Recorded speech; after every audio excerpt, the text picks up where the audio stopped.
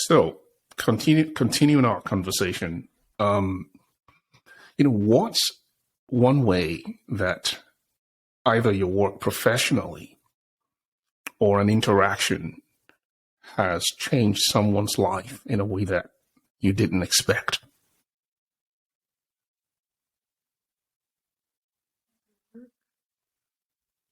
A work interaction, you said? Any interaction, personal and or professional. It's changed someone's life. I don't know, a lot of times we don't know the ways that we've changed another person's life or trajectory.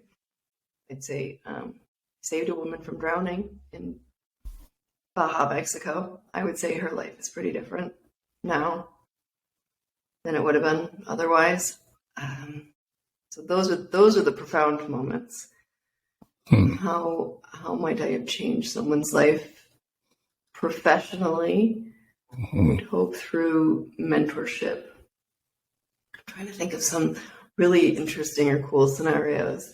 I wish I'd had the question in advance, because I probably could have come prepared with some good stories. But I'm also gonna have to think on that one. Okay, we'll get back to it. So in that case, what's the most important lesson that you've learned from a past relationship? Most important lesson from a past relationship.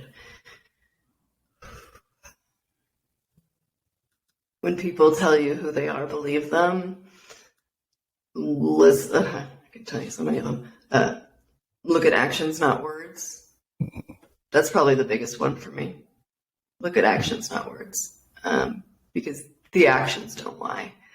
That's it's funny that you're venturing into this topic, because romantic relationships and relationship coaching and something is an area that I love to dabble in, and certainly love giving advice and opinions to my dear friends. But yeah, sort of for me, it's look at the actions, because I would have wasted a lot less time sort of noodling through, does he like me? Does he not like me? Does he like me? Does he not like me? He says he does. He says he does it. But if I would have just looked at the actions, that would have indicated the guy who's into you, or the person who's into you, is asking for the next date, is making an effort. And so I think a lot of individuals, not just women, but individuals in the world, waste a lot of time wondering if feelings are reciprocated, and that's a very unpleasant place to be. So it can be. It can be. I mean, do you think that's a result of insecurities and uncertainty, and maybe a false perception based on what is being projected?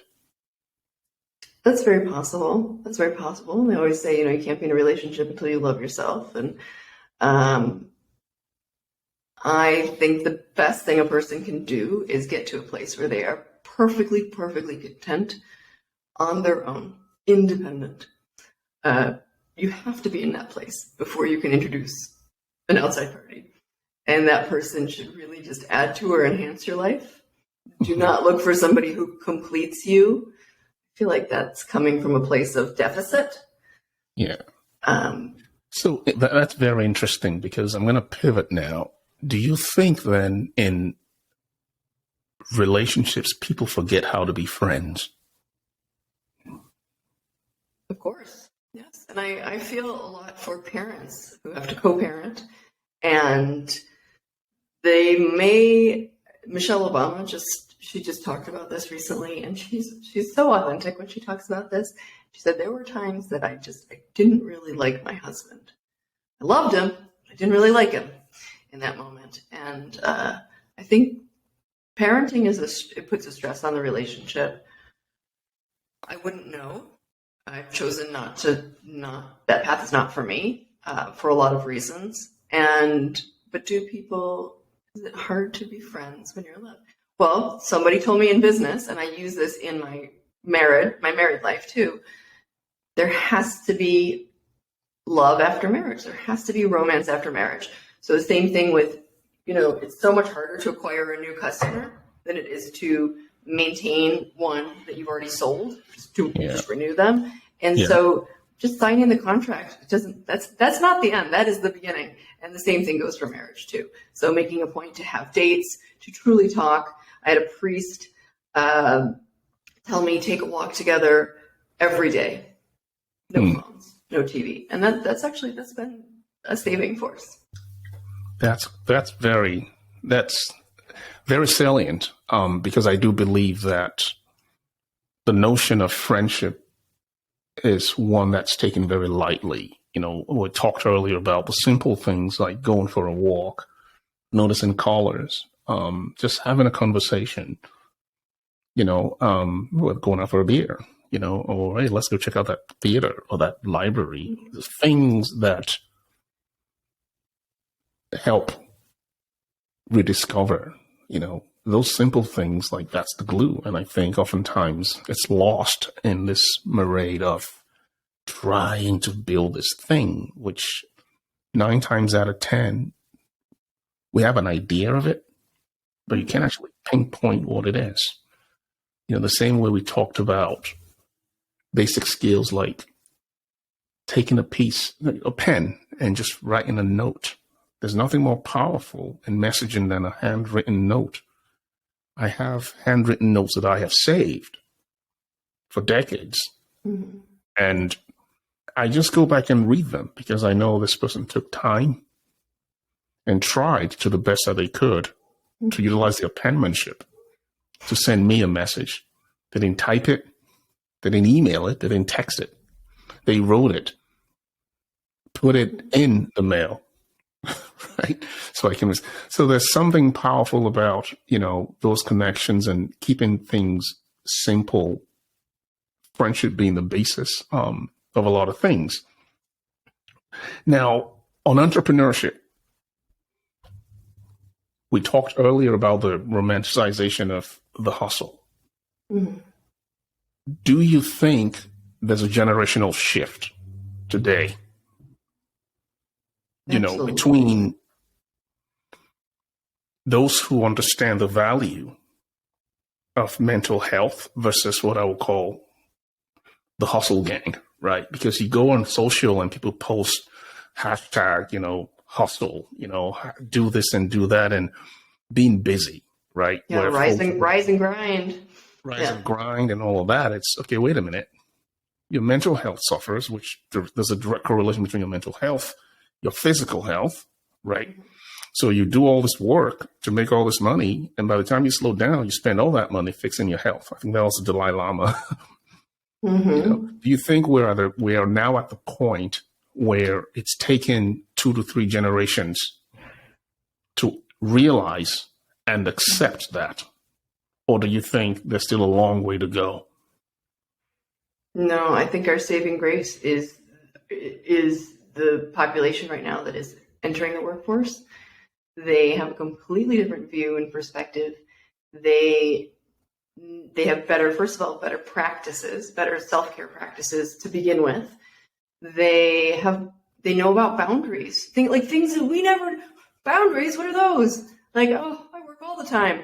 I would never say no to somebody or a client or a boss. So they come with these this knowledge of sort of self-care and boundaries and communication. I love watching some of the TikToks where millennials will be talking about their boomer bosses or even Gen X bosses.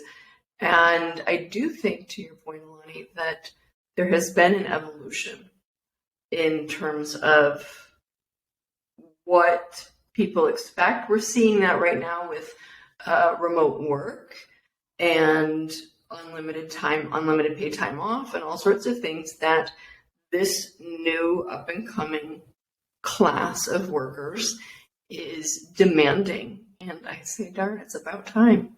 And aren't we the fools that we sold ourselves truly downstream? I saw my dad quite literally work himself to death. He had heart issues and just suffered immensely for his company. He was a multinational CFO. He was very, very dedicated. And I'll tell you what, when it's your time to go, company thinks nothing of letting you go. When they demand your 30 days or your 2 weeks, they would think nothing of. There's not that reciprocity we talked about. Mm-hmm. There's not the same reciprocity, and so things have shifted. And I really, really admire our young workers today. I know some people say like, "Oh, I don't understand them," but I admire them. That's interesting. So do you then believe that as the nature of work changes, all the facets of society as it relates to technology have to evolve as well, predominantly privacy and self-sovereignty? So, for example, today, people are okay giving up their personal information for convenience. Mm-hmm. So you go on Instagram, you go on TikTok or this applications, mm-hmm. It enable, to take your facial image, ask for your date of birth, all this information, and then has access to your telephone's content, your mobile phone's pictures, turns on your GPS and all of that.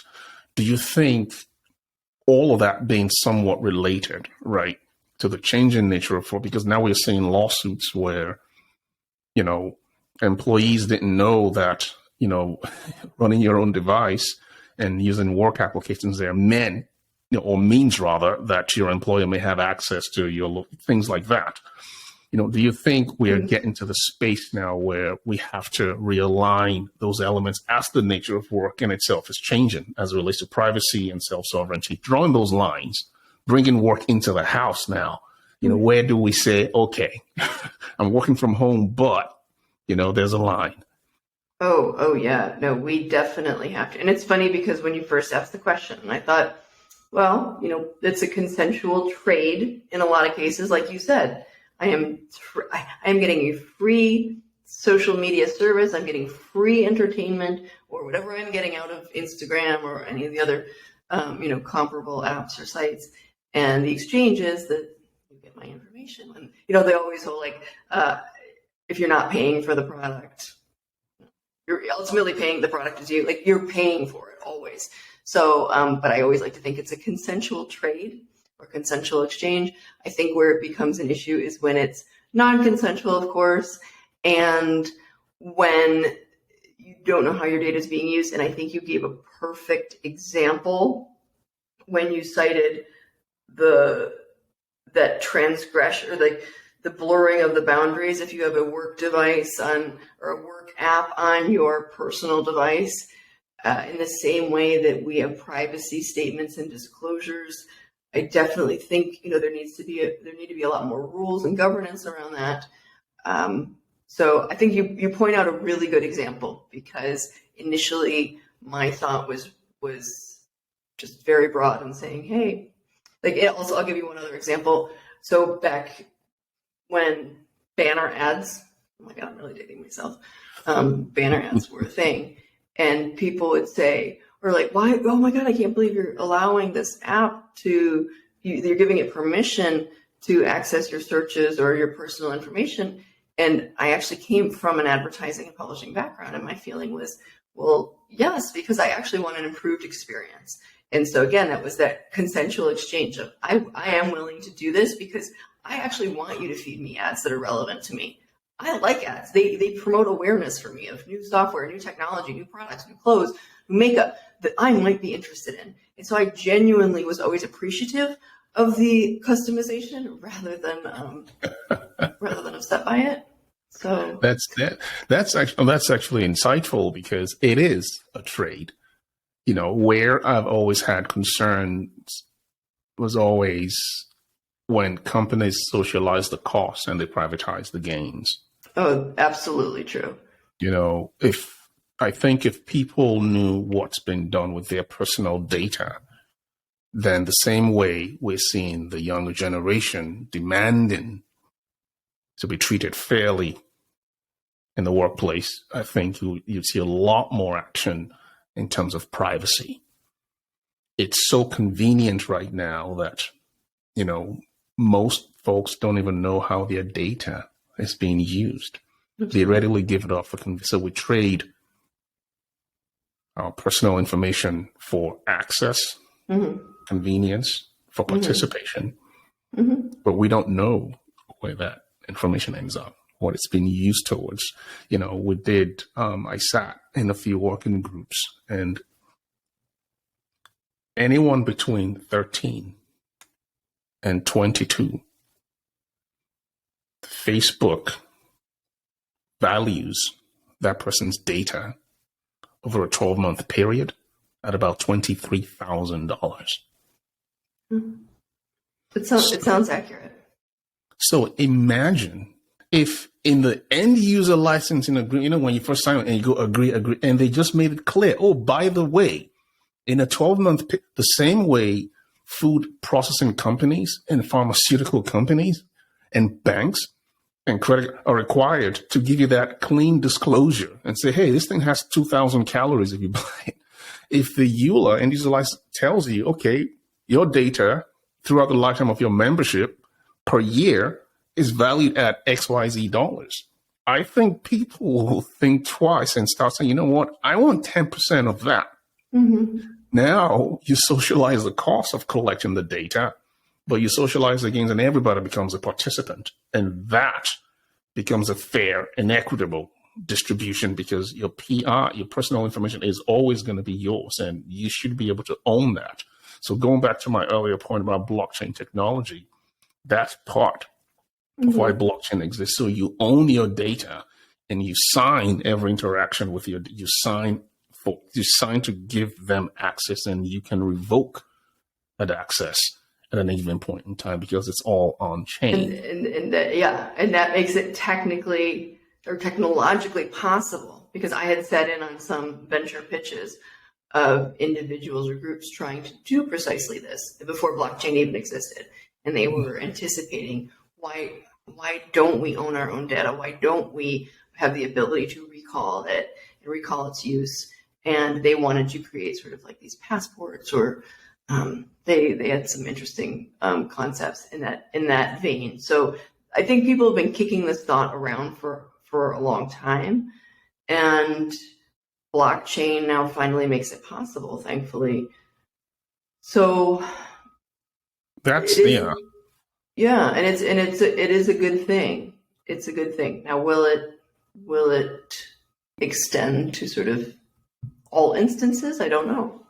I mean, it's going to be a battle. It's going to be a battle. I mean, I think we should always build bridges, not walls. So what blockchain and Web3 is to self-sovereignty and privacy, I think Web2 is for centralization. So Web1 started with Yahoo and, 90s, early 2000s. And that was the original idea, to decentralize. So Web2 is where the Facebooks, the Flickrs, the MySpaces rose out of, Googles of the world, where they centralized data into massive central repositories governed by corporate entities, backed by Wall Street, implemented in a public-private partnership with institutions of state. The issue now is, as they evolved and amassed a lot of wealth and power, they evolved to become institutions that we can neither trust nor hold accountable. And the response to that is where blockchain came out of, saying if we decentralize ownership, governance, and access, there we can socialize the cost and socialize the gain because everyone is a participant, and we incentivize that using cryptocurrency and tokens. So that disruption in itself, I think it's still evolving and emerging. It's taking form. Unfortunately, as with any industry, you would have bad actors. Crazy enough, when people look at crypto, they say, oh, scammers. But people forget the largest money laundering criminal is conducted using US dollars. Okay. So as with any industry, there is always an evolution, a shakeout, a rebaselining, and a readoption.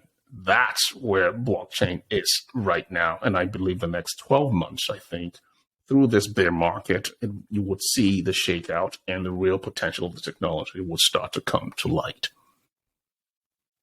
Yeah.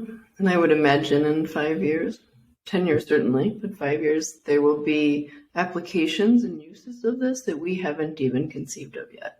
And that's what I find exciting. That's Now, will it, yeah, and will it be a replacement for, I mean, can you go so far as to say, will it be a replacement for government or central banks? There are arguments being made for that. I guess I'm in a lean back mode. I'm just observing right now. Yeah, I don't see it being a replacement. I think it's going to exist side by side. They will complement because you need institutions of state. Mm-hmm. Yeah, you need governments, you need oversight, you need those structures because that's the basis of society. But blockchain as a whole would complement that. That's why I said earlier, we build bridges and not walls. Agreed. I guess I've just read too many too many thought pieces on wanting to make blockchain that. Those are the maximalists who are talking. Yeah. Cool. So I know we're coming up on time. It's almost 3:30. And this has been, as always, an insightful and just all around beautiful conversation. And I look forward to doing this again. Well, same. Thank you for having me as your guest. Your roster of guests is so impressive. I've really enjoyed listening to the episodes you've already done. And thank you. We covered so much ground. We touched on relationships and mental health. We touched on entrepreneurship, so many things. It was enlightening.